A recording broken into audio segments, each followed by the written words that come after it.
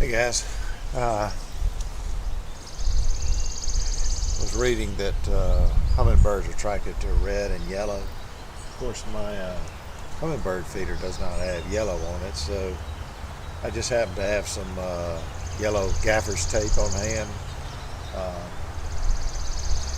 that I bought kind of for photography and my music purposes, and decided to put a couple flags of yellow around that feeder.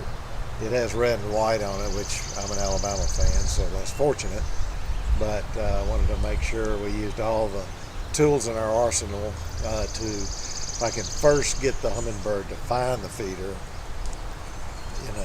and with some of the colors that are attractive to them, then maybe I can get the hummingbird to start feeding there. Once he finds it, I think he'll keep coming back, he or she. But the hummingbirds I hear are and kind of starting to be seen in the Birmingham area. So just wanted to make sure that I had the right tools. Like I say, you can buy other hummingbird feeders that, and I'm just bought this one because I had one up here and it just didn't have a lot of color on it, so I thought I needed something that had a little more red, so I bought that feeder back there. But I realized that it didn't have yellow on it either. A lot of the hummingbird feeders have red with yellow little flowers around it, which hummingbirds can spot a little easier. But anyway, just another little thing I'm trying out here, and that's what I do on this channel, is we can all try to learn some things. If this works, it might be something that somebody else can use. But if you've got a feeder that's already got red and yellow on it, you probably don't need to. But not a bad thing to try. It's just to try to kind of catch their eye, bring them close to it, and once they find it, then I can remove the yellow from it because they know where it is. Just want to get them here, and if anybody sees a hummingbird, that'll be the first one of the season, and you win a prize. Anyway, do try to make the comment of when you saw it. We've had a few people say they saw a hummingbird, but they never put the time there. And then approximately when we saw it, when they posted, we'd go back and review, and we never really saw it. So very critical, if you see a bird or a new bird, be it a hummingbird or anything, that you take the time to try to log the exact time. And of course on YouTube you can rewind up to 12 hours on these streams up and down, because there's a stream down below as well. It's in the page description link. And another tip, you can put each camera on a separate browser tab. One browser have this one, then open up another browser tab and go to the bottom one. That way you can click back and forth, up and down. Somebody says, hey, there's a towhee below, eastern towhee below, or chipmunk below. You can just click on the tab and you're in that live stream as well. So that's kind of a little tip that moderators use all the time when they're moderating different cams. So just thought I'd pass that along. Also, if you don't have the times that somebody saw something on the comments, they're in the top right corner of the stream, or three little vertical dots. You can click on that and you can toggle on and off your timestamps. So that's useful if somebody spots something, let's say at 1:03 p.m. or something. You can kind of go back, or in the comments you can go back and look and see that they made that comment on 1:03 p.m. and then I can go back and, with a red line at the bottom of my stream, scroll back to 1:03 p.m.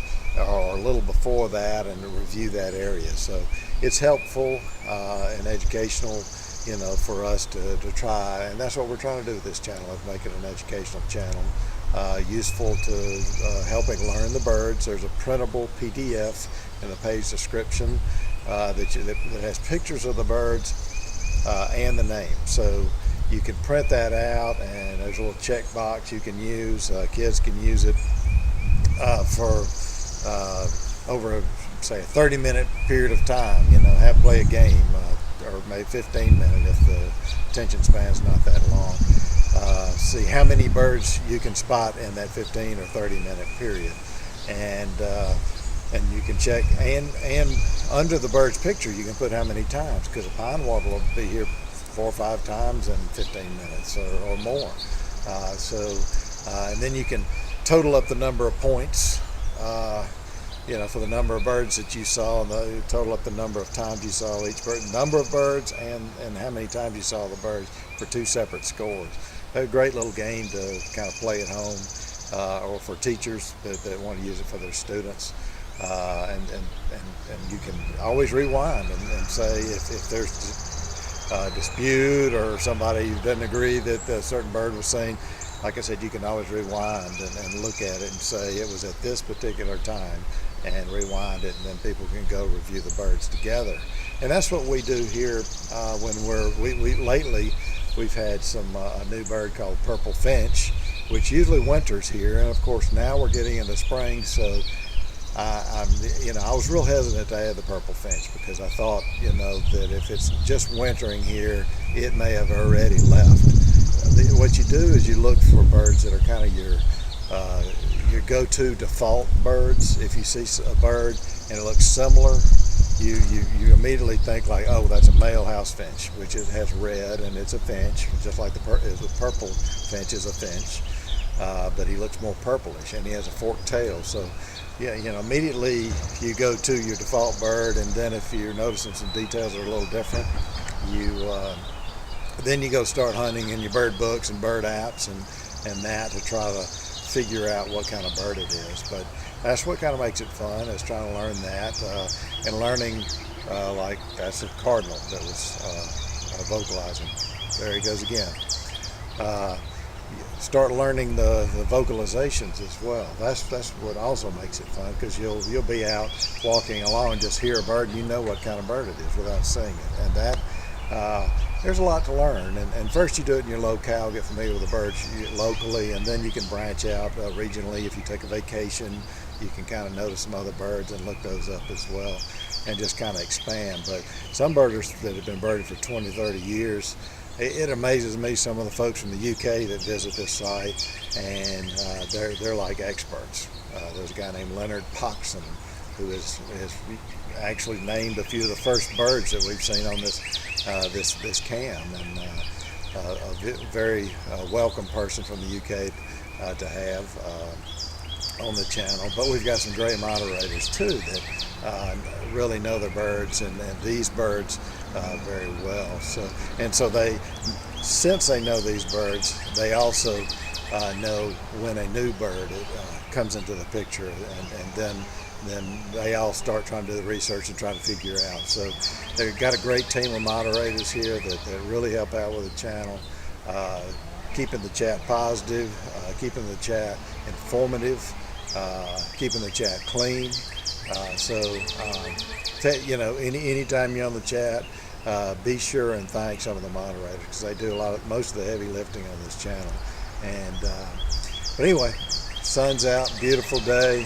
I got to get some chores done around here. I thought I'd just tell you kind of what I was doing, because you see me putting yellow tape on a feeder. What the heck's he doing? It's an experiment, but it's based on the fact that hummingbirds are attracted to yellow and red, the kind of colors of the flowers in the locale. So we'll see if that works. There's no scientific way to prove it, because he may have come to that feeder anyway. But if he comes sooner, it's just luckier for us. And I can, like I said, remove the tape if it looks kind of tackish or garish, whatever. But a lot of the nature's colors are very garish, I guess, and very vivid. So anyway, well, let me let you get on with your day and get back to the birds. And just wanted to comment on kind of what my little experiment is going on here. Maybe something you can try at home. If you've got a hummingbird feeder that is an older one that doesn't have much color, you could if you've got some yellow tape or something, or red tape around, you can do that. I have some red gaffer's tape, I just don't know where it is. But the feeder's got some red on it, so of course I blocked some of it with the yellow. But anyway, let me let y'all get on with it. Thanks so much for tuning in. Thanks so much for the comments, the questions, the subscribers. I understand the channel, it's been hard to find lately. YouTube's doing something. On March 19th, everything just went down like that as far as viewership, and we were noticing that our feed, the live feed, wasn't coming on. So I really appreciate those folks that search it out, because when you search Alabama Bird Cam, an old video comes up, and then you have to click on my channel to get to it, and then you can find the live feed. So it's quite a journey now for people to find it. And it came back on here this morning, and now I understand it's back off. So I saw the viewership spike up a little bit, about double what it has been, because it was on, and now it's back off. So I'm wondering if people can't find it. But I do appreciate everybody's effort to try to click to find it. You can also go to Ken Little, and there's a couple of Ken. There's a musician, there's a sculptor, Nat Ken Little. But you can find my channel, then you can find the live streams. But once again, thanks everybody, and God bless.